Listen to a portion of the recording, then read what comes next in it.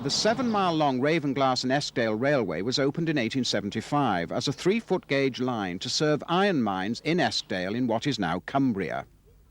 As the mineral traffic declined, the railway relied on seasonal visitors for its survival. In 1915, it was rebuilt as the 15-inch gauge line, which is still in business today. In its earlier years in this form, some goods and mineral traffic was still carried. However, it is as a tourist line that it found its niche.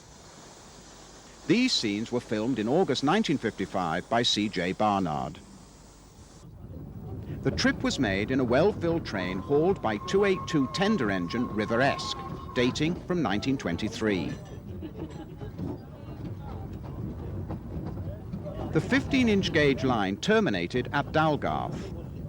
The original mineral railway had continued on to the village of Boot. The locomotive is now turned before it can head back to Ravenglass.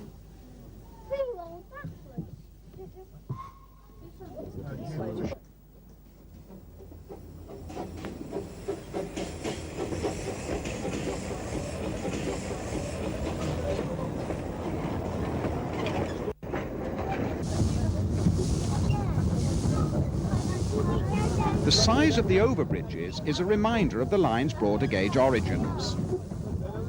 Our next group of railways were located north of the border.